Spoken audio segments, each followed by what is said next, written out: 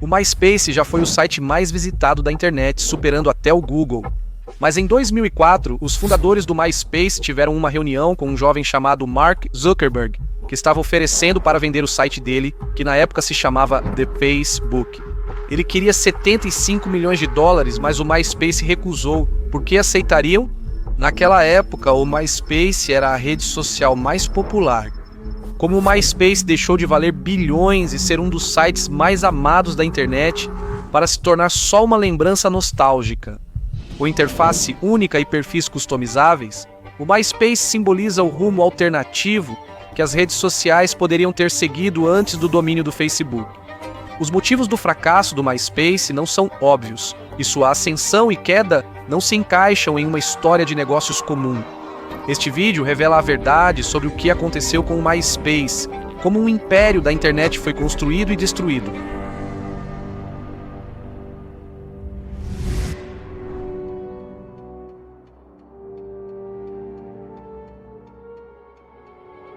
O domínio myspace.com foi inicialmente comprado para um negócio de armazenamento na internet. Basicamente uma versão inicial de hospedagem em nuvem, como o Dropbox ou o Google Drive. Na verdade, você pode ver aqui uma versão do MySpace do ano 2000. Como muitos negócios da internet no início, a empresa de armazenamento de arquivos não deu certo após a bolha das .com, quando os investidores pararam de investir em empresas online. No entanto, um cara chamado Chris, o Lobo, comprou o domínio do MySpace achando que poderia ser útil no futuro e, claro, ele estava certo. Mas por um tempo ele não fez nada com isso. Em vez disso, ele e um amigo chamado Tom Anderson fundaram uma empresa de marketing direto por e-mail chamada ResponseBase, que criava newsletters por e-mail para outras empresas. Agora, se você já teve uma conta no MySpace, provavelmente reconhece o Tom, já que ele se tornou o rosto do MySpace depois. Como muitos pioneiros da internet, Tom Anderson foi um hacker adolescente, frequentou fóruns online e invadiu sites de empresas, só pela emoção. Tom e Chris tinham experiência na internet e eram uma boa equipe. E, claro, no início dos anos 2000, muitas empresas estavam testando a internet pela primeira vez.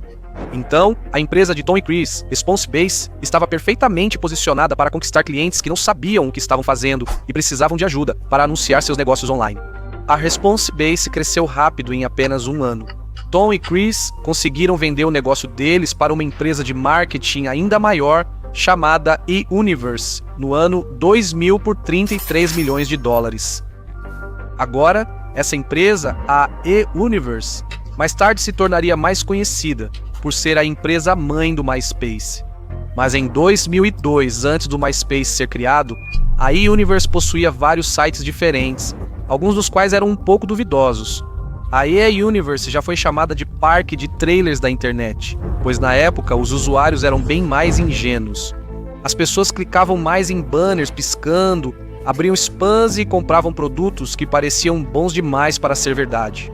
E a eUniverse aproveitou isso. A eUniverse vendia itens muito caros, como cremes anti-rugas e livros como Como Ficar Mais Alto. O site mais polêmico da eUniverse oferecia downloads gratuitos de cursores de mouse, como um com a bandeira dos Estados Unidos. Exceto que, quando os usuários baixavam o cursor, eles sem saber também baixavam um spyware, que rastreava sua atividade em outros sites. Com a revelação da história, a eUniverse sofreu com a má publicidade. Depois, renomearam a empresa para Intermix Media e buscaram uma imagem mais profissional, mas ela ainda tinha problemas. Os usuários estavam gradualmente se tornando menos propensos a clicar em anúncios desconhecidos e seus boletins informativos estavam se tornando menos eficazes à medida que os filtros de spam ficavam mais sofisticados. Como resultado, a eUniverse, agora Intermix Media, considerou fechar vários sites, incluindo a ResponseBase e seus fundadores originais. Chris e Tom continuaram trabalhando nisso após venderem o negócio e viram que precisavam de um novo plano. Nessa época, as primeiras redes sociais, como blogs tipo LiveJournal, começaram a ganhar popularidade. No entanto, a maior inspiração para o MySpace foi um site chamado Friendstar, que foi fundado em 2002. Tom Anderson tinha visto o que o Friendster estava fazendo, permitindo que as pessoas se conectassem online e compartilhassem coisas com seus amigos, e achou o conceito realmente promissor, mas que tinha muitos problemas. Por exemplo, o Friendster era um sistema fechado, que dificultava a conexão com pessoas que você ainda não conhecia fora da internet. Além disso, o Friendster tinha outros problemas, como tempos de carregamento de página muito longos. Tom Anderson acreditava que, se o conceito fosse melhor desenvolvido, teria grande potencial. Ele apresentou ao chefe da Intermix Media a ideia de um Friendstar melhorado, sem restrições. Um empreendimento de mídia social bem-sucedido poderia ajudar a empresa a se afastar dos e-mails de spam e dos banners de anúncios. Então, a Intermix Media concordou com o projeto. E Chris disse que já tinha o nome de domínio perfeito que eles poderiam usar, MySpace.com.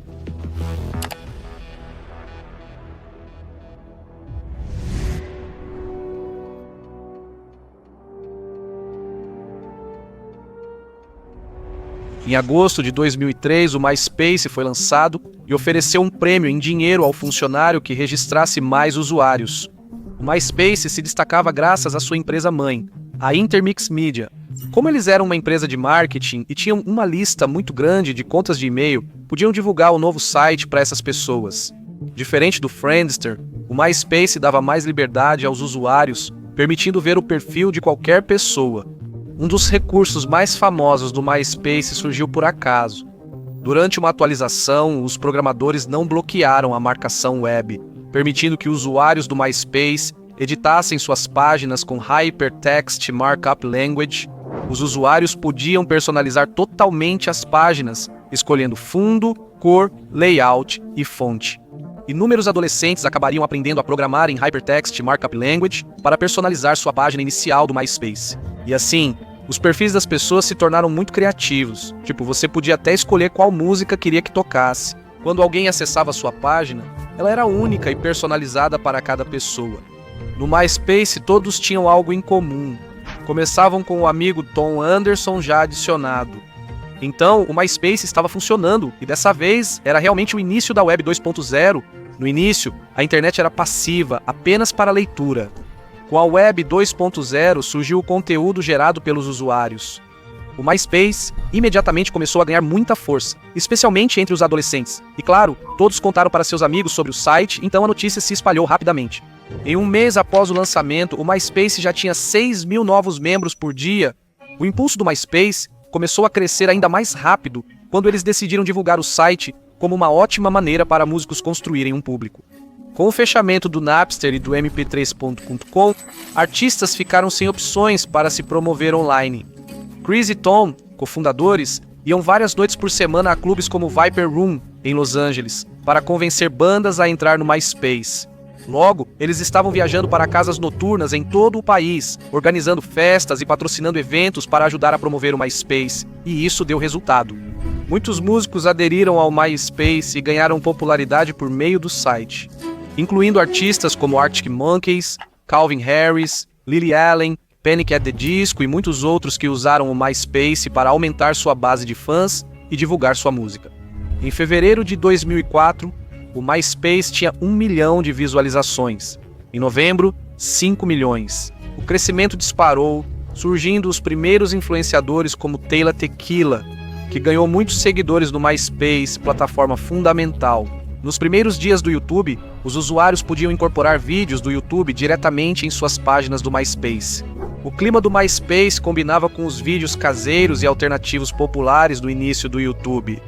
No entanto, enquanto a capacidade do MySpace de se conectar com qualquer pessoa no mundo e personalizar completamente sua página eram recursos que atraíam muitos usuários para o site. Esses recursos, em vez de concorrentes como o Friendstar, passaram a causar sérios problemas.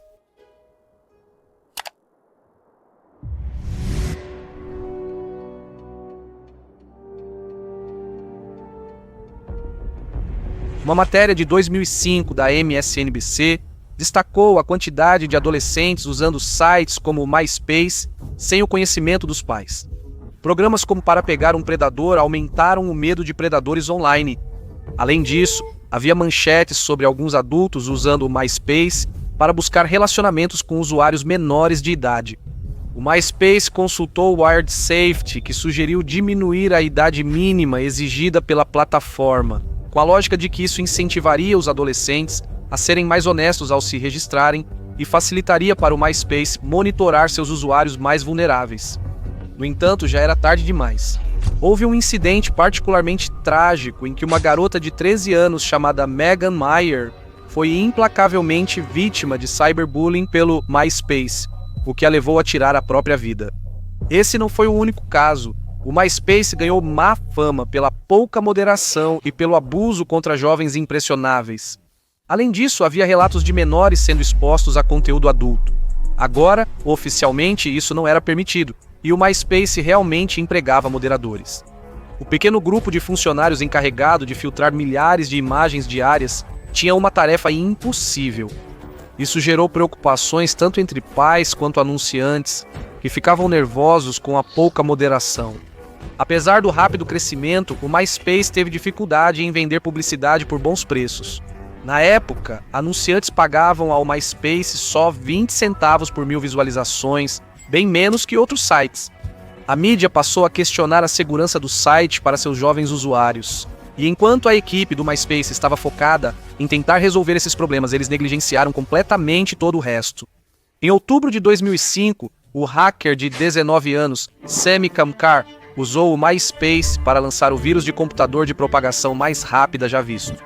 Veja, como o MySpace tinha dado aos usuários tanta liberdade para editar o código de suas páginas, isso significava que códigos maliciosos também podiam ser inseridos, especialmente porque o MySpace praticamente não tinha uma equipe de segurança. Em apenas alguns dias, Sami criou o que ficaria conhecido como o Worm Sami. Felizmente, o worm criado por Sami era inofensivo. Ele foi feito para, ao visitar seu perfil, adicionar automaticamente Sami como amigo e escrever: "Acima de tudo, Sami é meu herói." Mas o worm também foi programado para se copiar no perfil dessas pessoas, então qualquer um que visitasse o perfil delas também seria infectado. Ele virou um worm autopropagável e se espalhou rapidamente. Nem Sami esperava tamanha velocidade. Em menos de 24 horas, mais de 1 milhão de usuários foram infectados. Sem saber, enviaram um pedido de amizade para Sami e escreveram no perfil que ele era seu herói. A equipe do MySpace precisou desligar o site temporariamente para resolver o problema. Se Sami tivesse más intenções, poderia causar danos catastróficos. Os fundadores do MySpace estavam frustrados com a Intermix Media, que demorava para comprar equipamentos essenciais. Todos os servidores do MySpace ficavam em um espaço alugado em um data center. Por cobrar por metro quadrado, os servidores do MySpace ficavam tão juntos que literalmente derretiam. Como o centro de dados era próximo à empresa em Los Angeles, uma queda de energia lá tirava o site do ar. Mas o motivo pelo qual a Intermix não estava investindo o suficiente no MySpace era porque a Intermix tinha seus próprios problemas financeiros. Leis anti-spyware surgiam no país, enquanto vazavam e-mails privados sobre o uso de spyware pela Intermix Media, plano apelidado de Operação Super Trojan pelo Chief Executive Officer. A Intermix acabou concordando em pagar multas de 75 milhões de dólares. Os fundadores do MySpace tentaram se afastar da Intermix Media, pois a empresa estava ganhando má reputação. Relatos dizem que os fundadores do MySpace se irritaram ao ver camisetas do site com o logo da Intermix. Mesmo com cyberbullying, falta de moderação, falhas de segurança, infraestrutura ruim e atenção negativa da mídia. Apesar de tudo isso, o MySpace continuou crescendo rapidamente. Era simplesmente divertido de usar, e as pessoas continuavam indicando o site para os amigos. Em 2005 ocorre um ponto de virada na história do MySpace. O cofundador do MySpace, Chris, o Lobo, reuniu-se com Mark Zuckerberg para negociar a compra do Facebook. Zuckerberg pediu 75 milhões de dólares pela empresa, valor que Chris achou alto. O negócio não avançou. Agora, sabendo que o Facebook passou a valer centenas de bilhões de dólares, isso parece uma péssima escolha.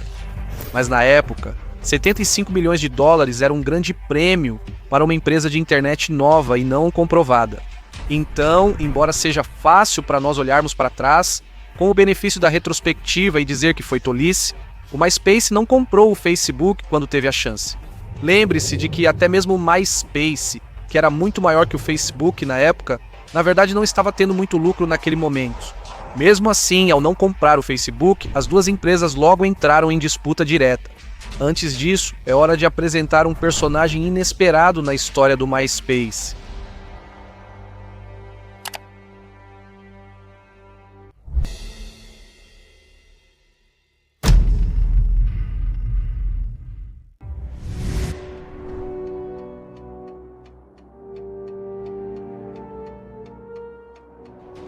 Apesar dos problemas, o MySpace alcançou lucro pequeno, mas mostrando que havia dinheiro a ganhar.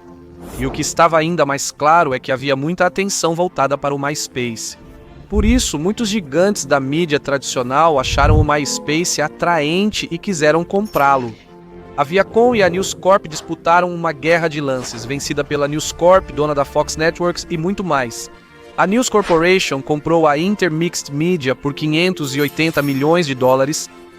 Embora todos soubessem que de todos os sites que a Intermixed possuía, era o MySpace que realmente havia chamado a atenção deles. Na época, parecia muito caro pagar pelo site, já que naquela época muitas pessoas eram céticas quanto a se os anunciantes algum dia pagariam muito para anunciar em redes sociais. Dizem que os fundadores do MySpace convenceram Rupert Murdoch da News Corp a comprar a empresa em uma única reunião. Disseram a ele que o MySpace era a empresa de mídia perfeita, porque os próprios usuários geram o conteúdo, então não há custo de conteúdo, e os usuários convidam seus próprios amigos, então não há custos de distribuição ou aquisição. Murdoch gostou e o acordo foi feito. Após a compra pela News Corp, tudo ia muito bem por um tempo. Em julho de 2006, o MySpace tinha 54 milhões de visitantes por mês. Rupert Murdoch, 75 anos, estampou a capa da Wire com a manchete: Rupert Murdoch, ídolo dos adolescentes.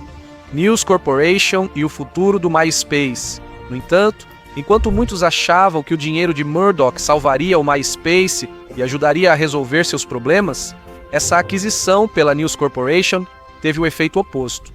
Após ser comprado pela News Corporation, o MySpace ficou mais corporativo, burocrático e lento. Eles passaram a ter metas rigorosas de receita publicitária, priorizando a monetização sobre o produto. E como as taxas de anúncios eram baixas, isso fez com que a News Corp colocasse cada vez mais anúncios, incluindo anúncios de qualidade muito baixa e até mesmo spam, o que irritava os usuários. No fim, Murdoch via o site só como máquina de dinheiro, não como investimento a longo prazo. Ele via o MySpace mais como uma forma de distribuir o conteúdo da News Corp do que como uma plataforma para construir uma comunidade. O Facebook, por outro lado, inicialmente só permitia que pessoas com endereços de e-mail universitários verificados se juntassem à plataforma, o que ajudou a dar ao site uma sensação de exclusividade e entusiasmo. Em 2005, o Facebook deixou de exigir e-mail universitário e se abriu ao mundo. Diferente do MySpace, o Facebook tinha capital de risco e visão de longo prazo. Eles funcionavam como uma startup ágil, sem burocracia ou chefes cobrando metas de publicidade. À medida que o Facebook começou a ganhar mais força, logo ficou claro que Facebook e MySpace estavam em uma competição muito direta, e que só haveria um vencedor nessa guerra por atenção.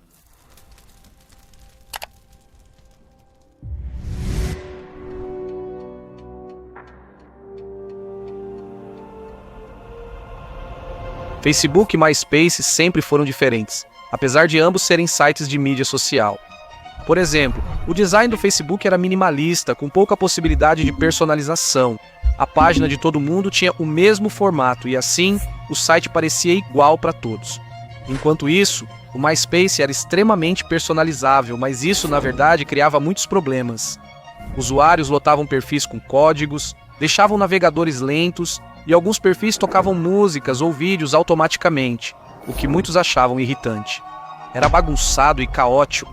A maioria das pessoas não é boa em design, e então, deixar as pessoas fazerem o que quisessem significava que os perfis delas eram frequentemente ilegíveis, tinham combinações de cores horríveis e estavam cheios de animações e imagens piscando. Apesar de alguns gostarem, surgiu uma divisão. O MySpace era voltado para adolescentes, enquanto o Facebook para universitários e adultos. Por ter apelo maior às massas, o Facebook manteve uma experiência limpa, consistente e fácil de usar. Então, enquanto o MySpace era ótimo para jovens que cresceram na internet, o Facebook parecia mais organizado e fácil de usar para todo o resto das pessoas. A abordagem mais personalizada do MySpace também tornava a introdução de novos recursos muito mais difícil e lenta, já que as páginas de cada um eram completamente diferentes. Já o Facebook, com abordagem elegante e uniforme, avançava mais rápido. Eles permitiram que desenvolvedores criassem apps para o Facebook, enquanto o MySpace fazia tudo sozinho e demorava para lançar novos recursos. A introdução do recurso Newsfeed pelo Facebook também fez com que o Facebook parecesse mais uma comunidade, e ele começou a crescer muito mais rápido. Por enquanto, o MySpace seguia como principal rede social do mundo, com base de usuários em rápido crescimento. Em junho de 2006, versões foram lançadas no Reino Unido, Austrália, Alemanha e depois em outros países.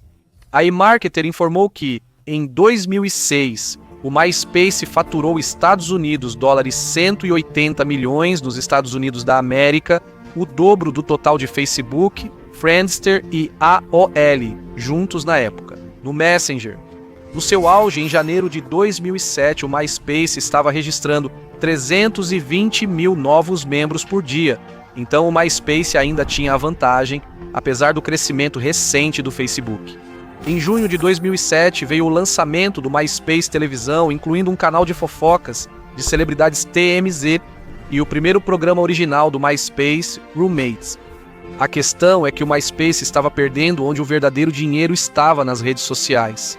No mesmo ano, 2007, o Facebook lançou sua plataforma de anúncios, o Facebook Ads, aproveitando os dados dos usuários para criar um sistema de anúncios que permitia aos anunciantes segmentar os usuários de forma muito específica, usando todos os dados pessoais que o Facebook tinha sobre seus usuários. Isso foi extremamente útil para os anunciantes e, portanto, muito lucrativo para o Facebook. Eles se moveram mais rápido do que o MySpace e atraíram mais anunciantes. O MySpace, por outro lado, continuou tendo problemas internos e desentendimentos. Testaram novos CEOs. O primeiro saiu em 1 ano, o seguinte em 4 meses. O MySpace perdeu dinheiro e tráfego anualmente. Não ajudou o fato de que o site do MySpace havia sido construído inicialmente usando um software chamado Cold Fusion. Isso foi positivo na época, pois permitiu construir o MySpace rapidamente e lançá-lo no mercado cedo. Mas isso mostrava que a infraestrutura do MySpace não era escalável e gerava desafios técnicos. No final das contas, com seus aplicativos cheios de bugs, os anúncios irritantes espalhados por toda parte e sua reputação duvidosa na mídia, a popularidade do MySpace estava começando a cair.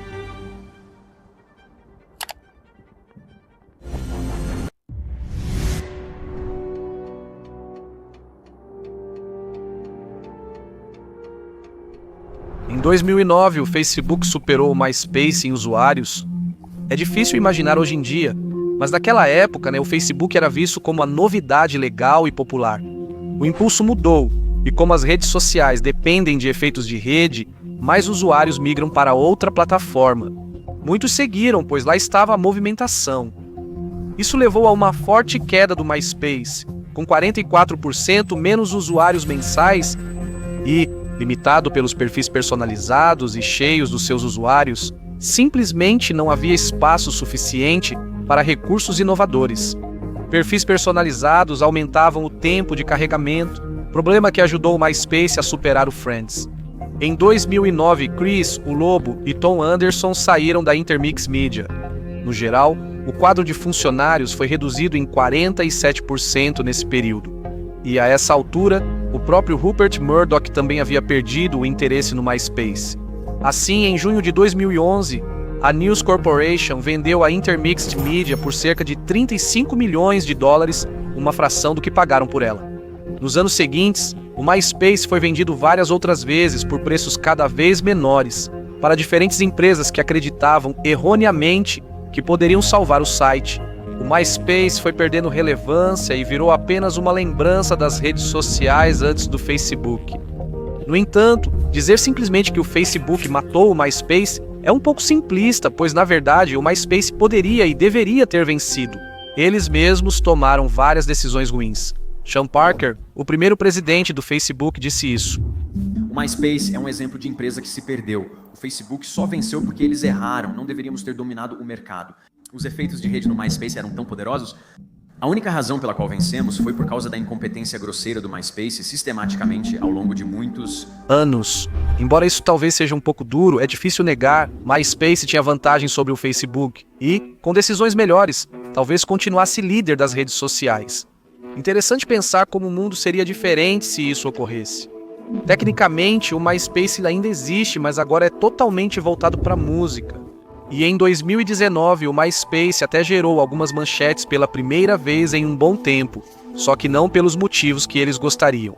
O MySpace informou que perdeu cerca de 50 milhões de músicas por um erro na migração dos servidores. A empresa acidentalmente apagou quase 20 anos de músicas enviadas ao MySpace, muitas de artistas independentes e sem lançamentos oficiais. Talvez não houvesse outra cópia, mostrando mais uma má administração e erros na turbulenta história do MySpace. Para muitos, o MySpace ainda traz boas lembranças. Para Tom, o velho amigo de todos, o MySpace não foi um fracasso. Ele ficou milionário vendendo sites e agora viaja o mundo curtindo fotografia, já aposentado. Embora, ao compartilhar suas fotos em plataformas como o Twitter e o Instagram, ele certamente deve pensar no que poderia ter acontecido se o MySpace tivesse tomado decisões melhores. Agora, falando de empresas de internet que já foram muito bem-sucedidas, mas depois perderam sua dominância após recusarem a chance de comprar o Facebook. Já ouviu a história do Yahoo? Clique na miniatura na tela e te vejo lá. Valeu!